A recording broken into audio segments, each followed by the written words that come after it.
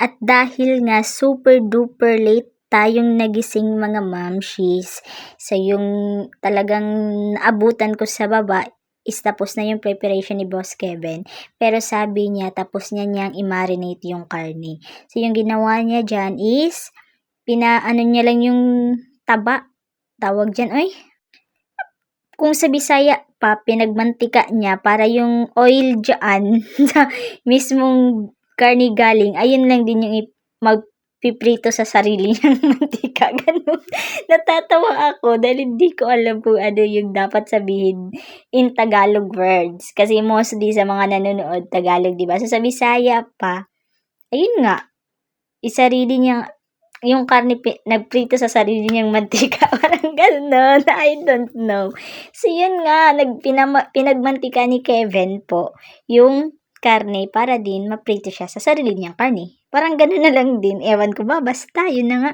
And then dyan na part, talagang pina-fried crispy style niya yung golden brown the moment na parang feel niya masarap na tignan and okay naman na, saka na naman siya hahainin. And then, imimekos-mekos niya na naman. So, dyan, ganyan-ganyan lang siya. And then, ito ako, kakagising lang. Of course, kailangan din natin pa-as if na tumulong, talagang marunong tayong magluto, ganyan. May pag ganun pa tayo, no? Diba? So, taga-tikim lang naman tayo at taga-nood since napaka-fan ko talaga ng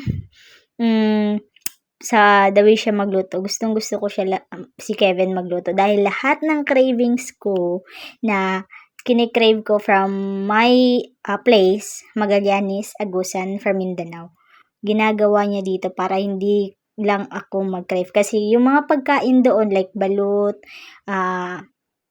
basta yung mga niluluto namin every week, ayun po yung mga cravings ko doon sa Magallanes, doon sa lugar ka. Dahil po, probinsyana po ako.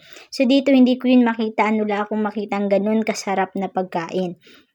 So, ang ginawa ko, every Friday ako nagre-request na iluto niya. So, una yun yung garlic pepper pork.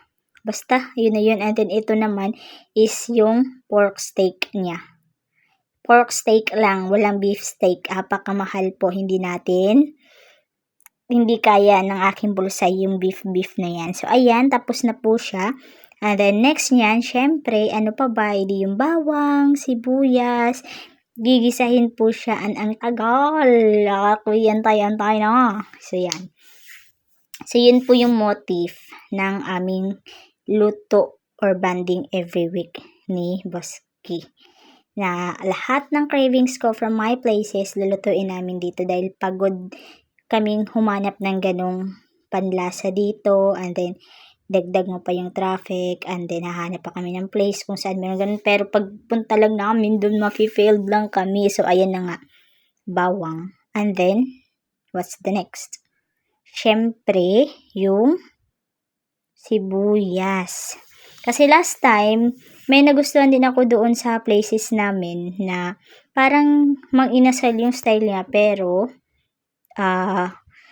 favorite ko talaga no. Nung naghanap kami, meron kaming nahanapan dito. Pero pagpunta namin dun, hindi pa open. Sayang lang, sa mang-inasal lang din kami napunta. So, ayan, golden brown. Kailangan talaga parang golden brown yung bawang at sibuyas. So, back for my kwento. Pagdating namin dun, sabi 1 PM mag-o-open. My God, nang abutin kami dun, wala pa. So, napunta kami sa Bang-Inasal. So, dun na nakapag-decide kami na every Friday na iyon ang gagawin namin. So, by the next week, titignan namin kung ano na naman yung cravings ko. Kung wala, iluluto na lang kami since Christmas. So, ayan na yun. Bakit pork steak? Para din siyang beef steak. Then, parang adobo style na parang ganun. So, the moment of truth, antay-antay na lang tayo.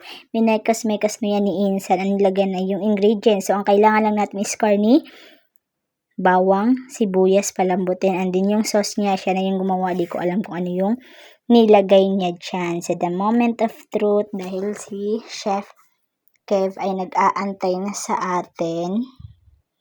Yan, mekos-mekos na yan. So, syempre, alangan ba naman? Sinong titikim? Sa tayo, dahil tayo yung nag-crave at isa dito sa mga swapang niya. potaheng niluto niya sa fiesta na ubos agad. So, yan na. Dahil wala tayong klase, lapang moment na yun lang masasabi ko. Masarap po talaga. Sana matikman nyo yung luto niya. Kung ma-invitar kayo. Kung ma-invite kayo sa charot. So, yan lang. Yan, kita nyo, sarap na sarap yung babae. Kahit hirap na hirap sa pagnguya dahil masakit yung aking ngipin. So, yun lamang po. See you next week every Friday. Ayan na, may ano na naman kay sa akin, may pambubuli. Every Friday, every week. So, kung gusto nyo may masuggest kayong lutuin namin, comment lang po sa baba and I will make a video of it. Bye-bye!